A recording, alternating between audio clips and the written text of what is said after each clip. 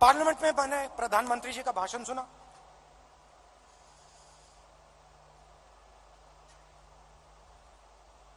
कहते हैं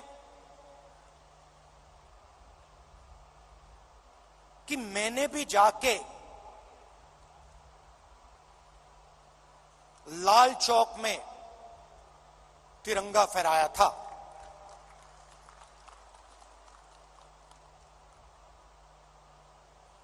मैं सुन रहा था, मैंने सोचा देखिए, हिंदुस्तान के प्रधानमंत्री को बात समझ नहीं आई, बात समझ नहीं आई।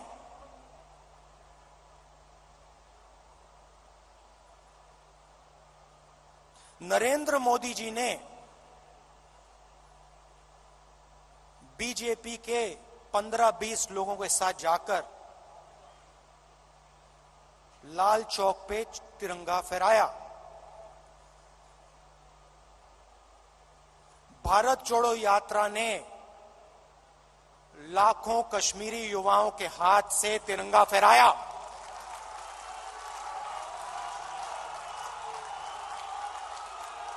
प्रधानमंत्री को फर्क नहीं समझ आया। हमने हिंदुस्तान की भावना, इस झंडे की भावना जम्मू कश्मीर के युवाओं के अंदर डाल दी।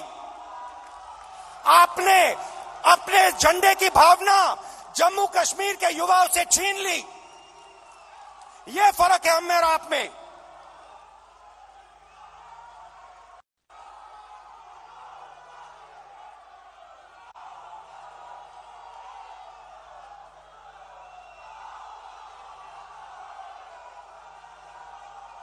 ये जो झंडा है, ये जो तिरंगा है, ये दिल की भावना है, ये दिल के अंदर से आती है। हमने इस भावना को कश्मीर के युवाओं के दिल के अंदर जगाया। हमने उनसे नहीं कहा कि भैया तुम्हें तिरंगा लहराना है, तुम्हें तिरंगा उठा के चलना है। नहीं, किसी से नहीं कहा। अपने आप आए, हजारों लाखों आए और अपने हाथ में तिरंगा उठा के चले। क्यों चले? मैं आपको बताता हूं। कश्मीरी युवा ने मुझे कहा, मुझे कहता है राहुल जी आज मैं आपके साथ तिरंगा लिए चल रहा हूं। जानते हो क्यों? मैंने कहा क्यों? कहते क्योंकि आपने हम पर और मुझ पर भरोसा किया है। आपने अपना दिल हमारे लिए खोला है और हम अपना दिल आपके लिए खोलेंगे।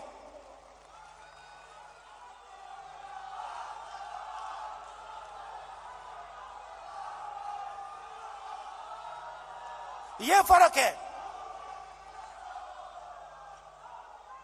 हिंदुस्तान एक भावना है, एक सोचने का तरीका है, इज्जत है, आदर है, मोहब्बत है।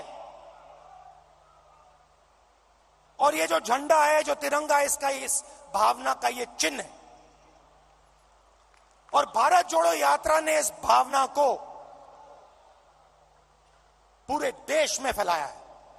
और यह काम राहुल गांधी ने नहीं किया है, यह काम कांग्रेस के कार्यकर्ता ने किया है, कांग्रेस के नेताओं ने किया है, हिंदुस्तान की जनता ने किया है।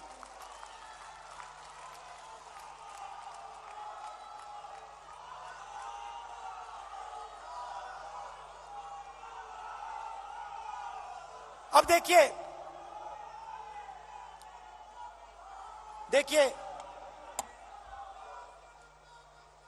सरकार की सोच के बारे में आज आपको बताना चाहता हूं। कुछ दिन पहले इंटरव्यू में एक मंत्री ने कहा कि चाइना की इकोनॉमी हिंदुस्तान की इकोनॉमी से बड़ी है, तो हम उनसे कैसे लड़ सकते हैं। चाइना की इकोनॉमी हिंदुस्तान की इकोनॉमी से बड़ी है तो हम उनसे कैसे लड़ सकते हैं?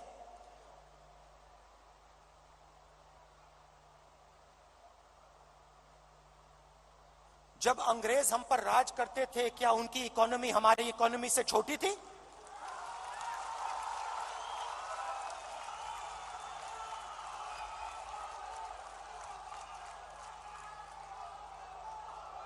लड़ाई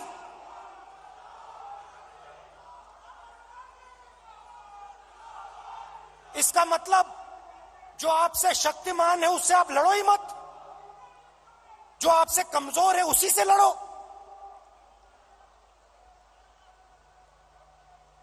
इसको कायरता कहा जाता है।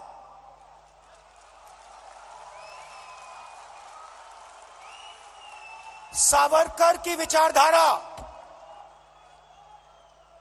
सावरकर की विचारधारा,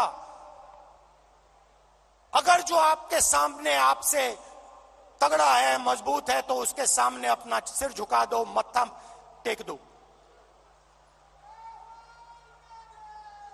हिंदुस्तान के मंत्री कह रहे हैं, हिंदुस्तान का मंत्री चाइना से कह रहा है कि आपकी इकोनॉमी हमसे बड़ी है तो हम आपके सामने खड़े नहीं हो सकते हैं। इसको क्या नेशनलिज्म कहते हैं?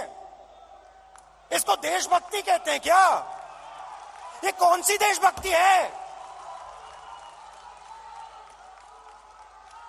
ये कौन सी देशभक्ति है? जो आपसे कमजोर है उसको आप मारो,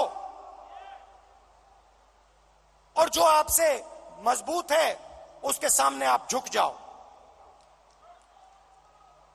शब्द है इसके लिए। महात्मा गांधी कहते थे,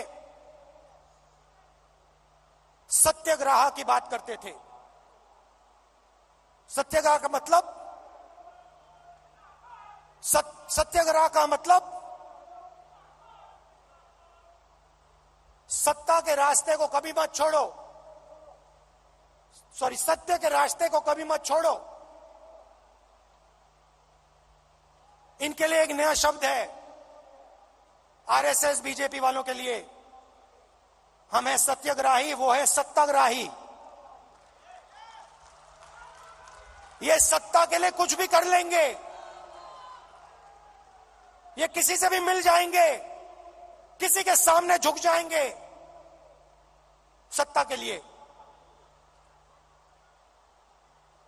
ये इनकी सच्चाई है। आखिरी बात, और मुझे बात समझ नहीं आई, पार्लियामेंट हाउस में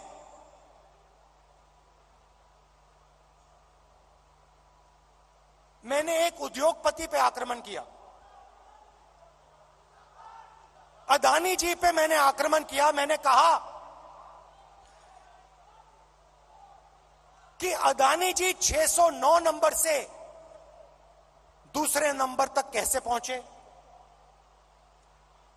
आपकी जो फॉरेन पॉलिसी बनती है, चाहे वो बांग्लादेश हो, चाहे वो इजराइल हो, ऑस्ट्रेलिया हो, श्रीलंका हो, सब जगह उनको फायदा मिलता है। इजराइल में सारे के सारे डिफेंस के कॉन्ट्रैक्ट मिल गए। श्रीलंका में एक व्यक्ति कहता है कि राजापाक्सा जी ने उन्हें कहा कि नरेंद्र मोदी जी ने दबाव डालकर अदानी जी को कॉन्ट्रैक्ट दिलवाया। तो मैंने सिर्फ एक सवाल पूछा, नरेंद्र मोदी जी, आपका अदानी जी से रिश्ता क्या है? मैंने और कुछ नहीं कहा। मैंने सिर्फ सवाल पूछा, भैया बता दो रिश्ता क्या है। और मैंने ऐसे एक फोटो दिखाई, उसमें नरेंद्र मोदी जी ऐसे बैठे हैं।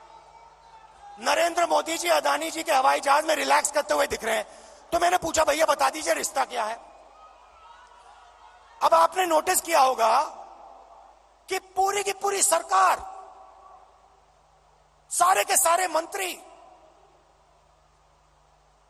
अदानी जी की रक्षा करने लग गए।